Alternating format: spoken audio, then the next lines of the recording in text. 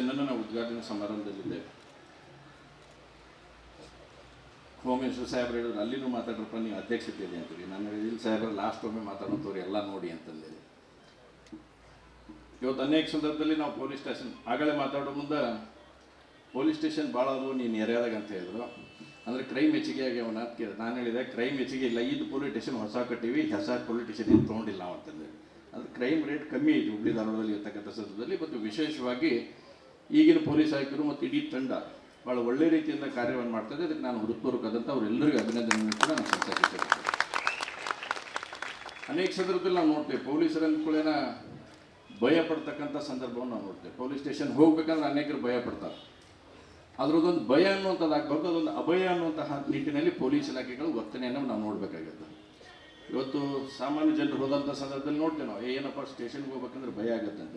ಆದರೆ ಇವತ್ತು ಎಲ್ಲ ಪೊಲೀಸ್ ಅಧಿಕಾರಿಗಳು ಅದನ್ನೊಂದು ಅಭಯ ಅನ್ನುವಂಥ ನಿಟ್ಟಿನಲ್ಲಿ ತೆಗೆದುಕೊಂಡು ಹೋದರೆ ಒಂದು ಒಳ್ಳೆ ರೀತಿಯಾದಂಥ ಸಂದರ್ಭ ನಮಗೆಲ್ಲರಿಗೂ ಕೂಡ ಒದಗಿ ಬರುತ್ತೆ.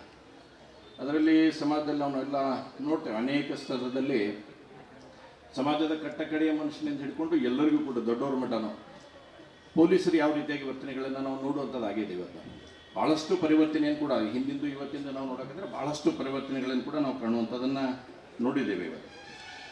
ಇವತ್ತು ವಿಶೇಷವಾಗಿ ನಾನು ಹೇಳಬೇಕಂದ್ರೆ ಅನೇಕ ಸಂದರ್ಭದಲ್ಲಿ ಇವತ್ತಿನ ಹೊಸ ಚಟುವಟಿಕೆಗಳನ್ನು ನಾವು ಗಮನಿಸಿದಾಗ ಸೈಬರ್ ಕ್ರೈಮು ಭಾಳ ದೊಡ್ಡ ಪ್ರಮಾಣದಲ್ಲಿ ನಡೀತದೆ. ಕ್ರೈಮ್ ಆ್ಯಕ್ಟಿವಿಟಿ ಒಂದು ಕಡೆ ನಡೆದರೆ ಸೈಬರ್ ಕ್ರೈಮ್ ಅನ್ನುವಂಥದ್ದು ಏನೈತಿ ಭಾಳ ದೊಡ್ಡ ಪ್ರಮಾಣದಲ್ಲಿ ಇವತ್ತು ಆಗಿರ್ತಕ್ಕಂಥದ್ದನ್ನು ಅದು ವಿಶೇಷವಾಗಿ ಪೊಲೀಸರಿಗೆ ಒಂದು ಚಾಲೆಂಜಿಂಗ್ ಅನ್ನುವಂಥ ನಿಟ್ಟಿನಲ್ಲಿ ಇವತ್ತು ಸೈಬರ್ ಕ್ರೈಮ್ ಅಪರಾಧಗಳನ್ನು ನೋಡಿದ್ದೇವೆ.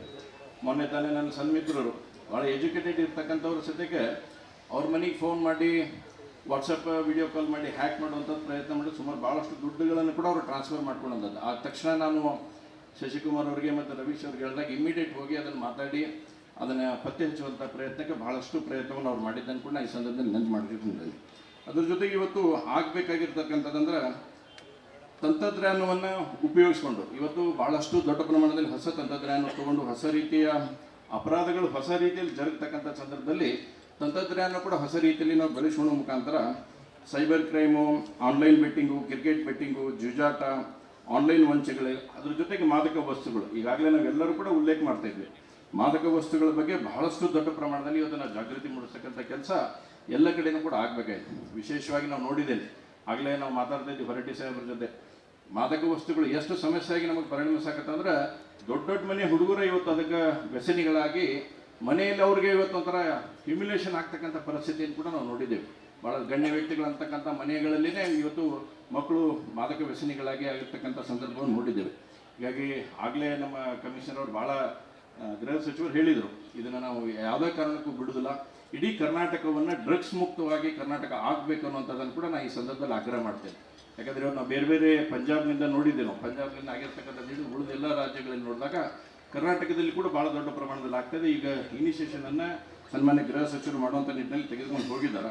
ಅವೆಲ್ಲವೂ ಕೂಡ ಒಂದು ಒಳ್ಳೆ ರೀತಿಯಾದಂಥ ಹೆಡ್ ಆನ್ ಆಗುವಂಥ ನಿಟ್ಟಿನಲ್ಲಿ ತೆಗೆದುಕೊಂಡಾರೆ. ಇಲ್ಲ ಅನ್ನೋಂತೆಲ್ಲ ಹುಬ್ಳಿ ಧಾರವಾಡ ಕಮಿಷನ್ ಆ್ಯಕ್ಟ್ಲಿಂದ ಒಳ್ಳೆ ಕೆಲಸ ಕಾರ್ಯಗಳನ್ನು ಅವ್ರು ಎತ್ಕೊಂಡಿದ್ದಾರೆ. ಸಾಕಷ್ಟು ಡ್ರಗ್ಸ್ ಬಗ್ಗೆ ಸಂಚಲನವನ್ನು ಮೂಡಿಸ್ತಕ್ಕಂಥ ಕೆಲಸ ಮಾಡಿ ಅವ್ರನ್ನ ಬಂಧಿಸುವಂಥ ಕೆಲಸ ಆಗ್ತಾಯಿದೆ. ಆದರೆ ಇದಕ್ಕೆ ಕೊನೆ ಮಳೆ ಹೊಡಿಬೇಕಂತ ಇದ್ದಲ್ಲ, ಆ ನಿಟ್ಟಿನಲ್ಲಿ ಕೊನೆ ಮಳೆ ಹೊಡೆಯತಕ್ಕಂಥ ಕೆಲಸವನ್ನು ಕೂಡ ಆಯುಕ್ತರು ಮತ್ತು ಇಡೀ ತಂಡ ಮಾಡಬೇಕನ್ನುವಂಥದ್ದನ್ನು ಕೂಡ ಈ ಸಂದರ್ಭದಲ್ಲಿ ನಾನು ವಿನಂತಿಯನ್ನು ಕೂಡ ನಾನು ಮಾಡ್ತೇನೆ.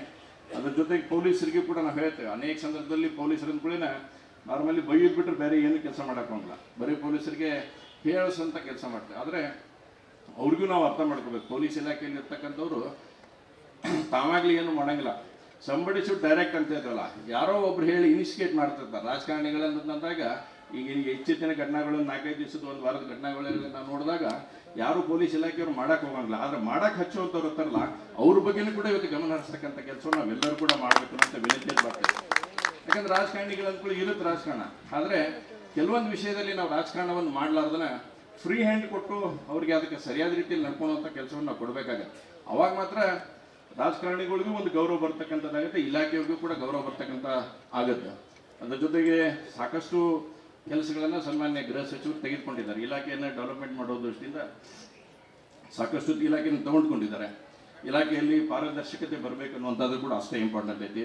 ಅದ್ರ ಜೊತೆಗೆ ಇಲಾಖೆಯಲ್ಲಿ ನೈತಿಕ ಶಿಕ್ಷಣದ ಅವಶ್ಯಕತೆ ಭಾಳ ಐತಿ. ಎಷ್ಟು ನಾವು ನೈತಿಕ ಶಿಕ್ಷಣದ ಅವಶ್ಯಕತೆ ಅಂತ ಕೊಡ್ತೇವೆ, ಆ ಸಂದರ್ಭದಲ್ಲಿ ಪೊಲೀಸರಿಗೂ ಕೂಡ ಹ್ಯಾಂಡಲ್ ಮಾಡಲಿಕ್ಕೆ ಸಾಕಷ್ಟು ವಿಷಯಗಳು ಒಳ್ಳೆಯದಾಗುತ್ತೆ. ಆನ್ಲೈನು ಮತ್ತು ಸೈಬರ್ ವಂಚನೆಗಳ ತನಿಖೆಗೆ ಅವಶ್ಯಕವಾಗಿರ್ತಕ್ಕಂಥ ಟೀಮನ್ನು ಮಾಡಿದ್ವಿ ಅಂತಂದರೆ ಒಂದು ಒಳ್ಳೆ ರೀತಿಯಾದಂತಾಗುತ್ತೆ. ಜೂಜು, ಆನ್ಲೈನ್ ಗೇಮು, ಕ್ರಿಕೆಟ್ ಬೆಟ್ಟಿಂಗು ಇವೆಲ್ಲವೂ ಕೂಡ ಕಡಿವಾಣವನ್ನು ಹಾಕಬೇಕಾಗಿದೆ.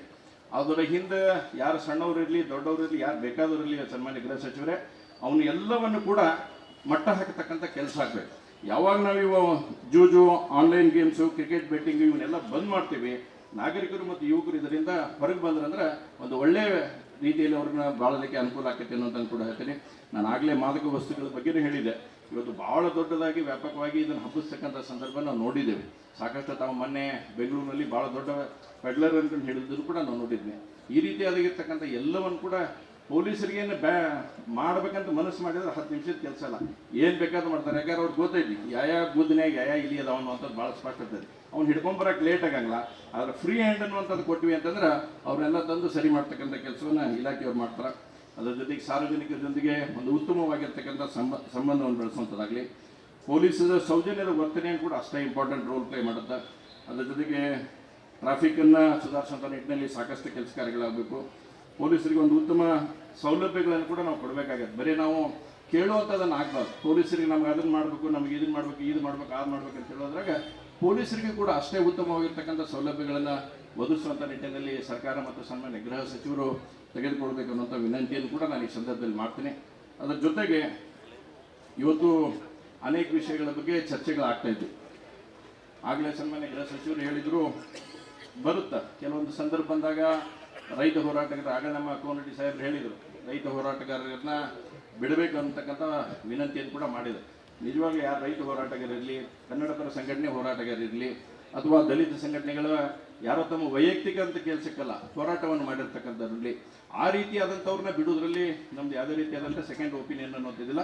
ಆ ರೀತಿ ಹೋರಾಟ ಮಾಡಿ ಜನರ ಸಲುವಾಗಿ ಮಾಡಿರ್ತಕ್ಕಂಥ ಹೋರಾಟ ಅಂದರೆ ಯಾವುದೇ ಸಮಸ್ಯೆ ಇಲ್ಲ. ಆದರೆ ತಾಗಲೇ ತಾವೊಂದು ಉಲ್ಲೇಖ ಮಾಡಿದ್ರಿ, ಹಳೆ ಹುಬ್ಳಿಗೆ ಸಂಬಂಧಪಟ್ಟಂಗೆ ನನಗೆ ಭಾಳ ಕೇರ್ ಅನಿಸುತ್ತೆ. ಯಾಕೆಂದರೆ ತಾವು ಒಬ್ಬ ಮಾಡೆಲ್ ಇರ್ತಕ್ಕಂಥ ರಾಜಕಾರಣಿ ಇದೆ ರಾಜ್ಯದಲ್ಲಿ. ಒಬ್ಬ ಮಾಡೆಲ್ ಇರ್ತಕ್ಕಂಥ 3 ಬಾರಿ ಗೃಹ ಸಚಿವರಾಗಿ ಭಾಳ ಅತ್ಯುತ್ತಮವಾಗಿರ್ತಕ್ಕಂಥ ಕೆಲಸವನ್ನು ತಾವು ಮಾಡ್ತಿರ್ತಕ್ಕಂಥವ್ರಿದೆ.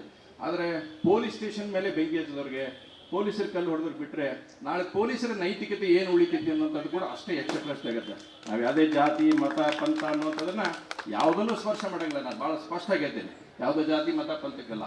ಆದರೆ ಪೊಲೀಸರಿಗೆ ಒಂದು ನೈತಿಕ ಗಿರಿಯನ್ನು ಅನ್ನುವಂಥದ್ದನ್ನು, ನೈತಿಕತೆ ಅನ್ನುವಂಥದ್ದನ್ನು ನಾವು ಬೆಳೆಸ್ಬೇಕಾಗ್ತದ್ರೆ ಈ ರೀತಿಯಾದಂಥ ಸಂದರ್ಭ ಬಂದಾಗ ಪುನರ್ ಪರಿಶೀಲನೆ ಮಾಡುವಂಥ ತೆಗೆದುಕೊಳ್ಬೇಕು ಅನ್ನೋಂಥ ಸಂದರ್ಭದಲ್ಲಿ ಕೂಡ ನಾನು ಮುಂದೆ ಹೇಳಕ್ಕೆ ಇಚ್ಛೆಪಡ್ತೀನಿ. ಅದ್ರ ಜೊತೆಗೆ ಇವತ್ತು ಒಂದು ಖುಷಿ ತರ್ತಕ್ಕಂಥ ಸಂಗತಿ ಅಂದರೆ ಸನ್ಮಾನ್ಯ ಗೃಹ ಸಚಿವರು ಇವತ್ತು ಉದ್ಘಾಟನೆಯನ್ನು ಮಾಡಿದ್ದಾರೆ. ಆದರೆ ಹಿಂದೆ ಭಾರತೀಯ ಜನತಾ ಪಾರ್ಟಿ ಸರ್ಕಾರ ಇದ್ದಂಥ ಸಂದರ್ಭದಲ್ಲಿ ಈ 3 ಸ್ಟೇಷನ್ಗೆ ಕೋರಿಡೇನ ಕರೆಕ್ಟ್ ಆಯ್ತು ಸಪ್ಪಿತ್ತು. ಹಾಂ, ನಾನು ನೀನು ಕೂಡಿ ಮಾಡಿ ಆಯ್ತು ಒಪ್ಕೊಂತೀನಿ. ಹಿಂದನೇ 3 ಸ್ಟೇಷನಿಗೂ ಅವತ್ತು ಸ್ಯಾಂಕ್ಷನ್ ಮಾಡಿ ಹಣಕಾಸಿನ ವ್ಯವಸ್ಥೆ ಹೊಂದಿಸಿ ಕಟ್ಟಡ ಆಗಬೇಕಂತೇಳಿ ವಿಶೇಷವಾಗಿ ಸನ್ಮಾನ್ಯ ಬಸವರಾಜ ಬೊಮ್ಮಾಯಿಯವರು ಮುಖ್ಯಮಂತ್ರಿಗಳಿದ್ದಂಥ ಸಂದರ್ಭದಲ್ಲಿ ಶೆಟ್ಟರಾಗಲಿ, ಪ್ರಹ್ಲಾದ್ ಜೋಶಿಯವರಾಗಲಿ, ವಿಶೇಷವಾಗಿ ನಮ್ಮ ಗೋಕುಲ್ ರೋಡ್ ಪೊಲೀಸ್ ಸ್ಟೇಷನ್ಗೆ ಸರ್, ನಾನು ಕೂಡ ಅವತ್ತು ನಿಮ್ಮ ಕಾಲಿಮಚ್ಚಿಯವರು ಮತ್ತು ಲಾಭರಾಮ್ ಅವರು ಇಲ್ಲಿ ಕಮಿಷನರ್ ಇದ್ದಾಗ KSRTC ಅವ್ರು ಕೊಡಂಗಿಲ್ಲ ಅಂತ ಹೇಳಕತ್ತಿದ್ರು. ಅವಾಗ ಹೆಂಗೋ ಮಾಡಿ FIR ಅಲ್ಲೂ ಇಂದಿರಾ ಕ್ಯಾಂಟೀನ್ ಮಾಡಿಸಿದ್ರು. ಅದ ಒಂದು ನೆವ ಚಲೋ ಸಿಕ್ತು ನಮಗೆ.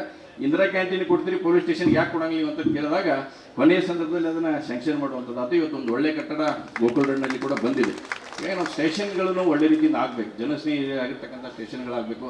ಪೊಲೀಸರಿಗೂ ಕೂಡ ನಾವು ಒಂದು ನೈತಿಕ ಸ್ಥೈರ್ಯವನ್ನು ತುಂಬತಕ್ಕಂಥ ಕೆಲಸಕ್ಕೆ ಇಲಾಖೆ ನಾವು ಬರಬೇಕಾಗತ್ತೆ.